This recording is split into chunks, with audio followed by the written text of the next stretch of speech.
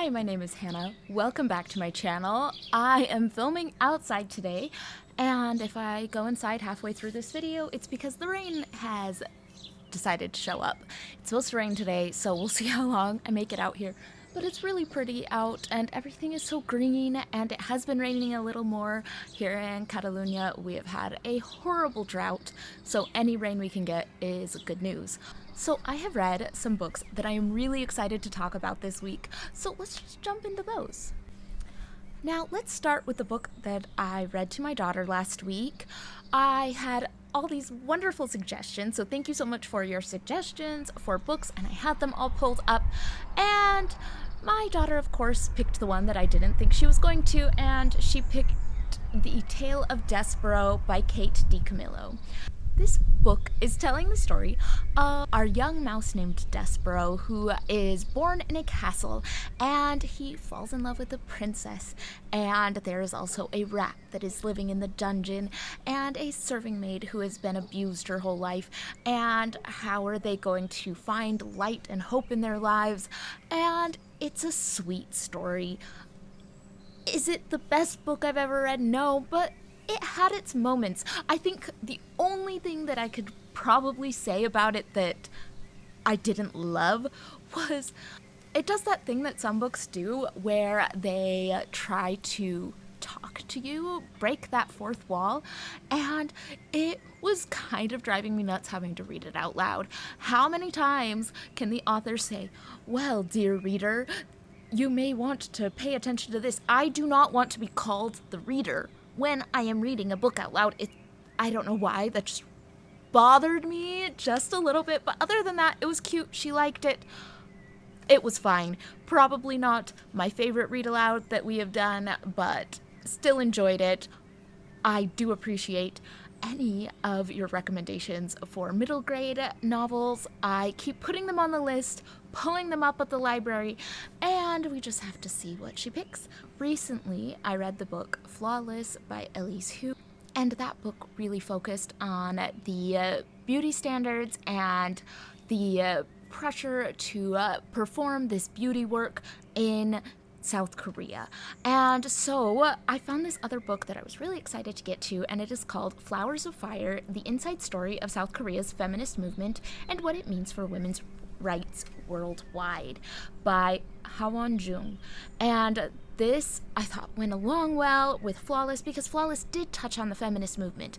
That was one of the things that I thought was super interesting in Flawless.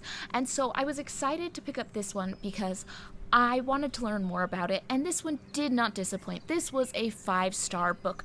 This went through so many different aspects of the feminist movement in South Korea. A lot of the things were very much things that have happened worldwide, and you're going to find very relatable and recognizable, specifically how the Me Too movement played out in South Korea, but you can definitely see that throughout the world. You can see all of these historical figures that have tried to push for women's rights in South Korea and the consequences they've had. I think one of the most shocking parts of this book was talking about the prevalence of spy cam porn in South Korea, and that was very disturbing. Just the feeling that no matter where you go, you are being watched. You can't go to a changing room. You can't go to a public restroom. Someone is going to film you for their own gratification was very disturbing. And so I thought that the women that have been pushing back against these horrible abuses were really inspiring and really powerful, but I also think the author did a great job at not shying away from some of the pushback that maybe hasn't been very effective. And so seeing what's worked, what hasn't, what's been empowering for women, what has been a setback, what we can do going forward. And I thought that it was a good book to look at South Korea, but it can also be applied to anywhere else in the world, and I thought that this was a really excellent book. Now, is this a book that is going to make you want to throw it across the room? 100%. There are so many little things in this that you're going to be so frustrated about. The difficulty watching the struggle of getting men to be held accountable for crimes that they absolutely did commit. And even when a judge says, yes, you committed these crimes, but, you're a good guy. You're fine. And of course, we've seen that worldwide, but some of the examples in this will make you very, very angry. But overall, this was a really good book, even though you're going to be a little frustrated. Now, Caitlin over at Bandy's Books recommended Tell Me Everything, The Story of a Private Investigation by Erica Krause. This book is a memoir of Erica's time working as a private investigator on a sexual assault investigation at a university. And it is going through how she talked to so many people to try to not only prove that a sexual assault occurred, but to prove that the reason that it occurred was because of policies in place by the university and a system that allowed these kinds of abuses to happen. And so that was just fascinating. It was really good. This is another book that you're gonna want to throw against a wall. And Erica tells a very personal story because not only is it her time as a private investigator, but it is her history with sexual abuse and how she is trying to move forward in her life. And so, really heart-wrenching story. Her stories were hard to read, but were really meaningful. I had a little bit of a hard time with certain aspects. Erica felt the need to tell us many times how good of a private investigator she was. Now, is that true? Sure, maybe, I don't know. But it's not something that she earned through tons of study. It's just, oh, yeah, I have a face that people want to tell me things, and I'm really, really good at my job. And I don't know. There was something about that I found a little off-putting. I'm like, I feel like you could just tell the story. You don't need to tell us that you're good at this because it kind of feels like you're trying to convince us that you're really good at this. And I thought that was a little distracting from the main story, and the main story was really powerful and very important.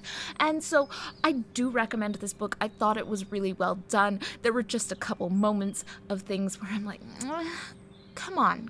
We don't need that. Let's focus back in on what's important here. And I thought that it was really well done. It was a really good book, and it was from that memoir, personal story type of narrative. I think if you want a book that is a little more nonfiction, step back, examine everything, see a bigger picture, I really liked the book Missoula, Rape and the Justice System in a College Town by John Krakauer. And I read that maybe 6 years ago, and that one was very powerful, going through the same kind of thing. What systems are in place that are allowing sexual assaults to become normalized on college campuses? And so I thought that one was really good. But if you're looking for maybe more of a personal take, I think Tell Me Everything does a really good job at making it feel much more personal and less of a examination into the broader system, and instead a personal look at Erica's life and the interviews that she conducted and the people that she met that were involved and how she tried to understand it in a broader context. Now, Dia at Novel Idea recommended Nettle and Bone by T. Kingfisher, and I was so glad to pick up something a little bit lighter. It was a fantasy book, which that's kind of what I needed to get over the heaviness that were the last two books that I'd read. But the only other T. Kingfisher book that I had read before this was A House with Good Bones, which, yes, was fantasy, but maybe felt a little more magical realism at first. And this one, I didn't know what I was getting into. I just knew, good book, T. Kingfisher, let's jump into it. And so I was surprised when it was just fantasy, like, in a kingdom far, far away, there lived a princess kind of fantasy. And so it took me a minute to want to get into it. I was like, oh, do I want to do that kind of fantasy right now? And I'm so glad I stuck with it. I ended up really enjoying it. I liked how everything turned out. I thought it had some really cute elements. Basically, this story is following our main character, who is a princess, and her sister has been married off to an abusive prince and is basically holding her hostage until he can get an heir, and she wants to do whatever it takes to save her sister. And so she gets involved with a powerful grave witch. You get a fun cast of characters out on an adventure, and this book is tagged as horror, and I would not in a million years think that it counted as horror. I understand that there were a couple creepy elements, but none of it was scary. It was very fairy tale. And it worked for me. I needed this week. It kind of gave me Stardust by Neil Gaiman vibes, that go to a magical market and go find someone who's been enslaved and set them free. And I thought there were those elements in there, and I had a good time. Was this anything that I think is going to stick with me forever and be one of my favorite books of the year? Not necessarily, but I needed it this week and I had a great time, so I did enjoy this book quite a bit. Thank you for watching. If you have any thoughts on these books or recommendations for more books that I should read, let me know in the comments down below, and I will see you all on the next one.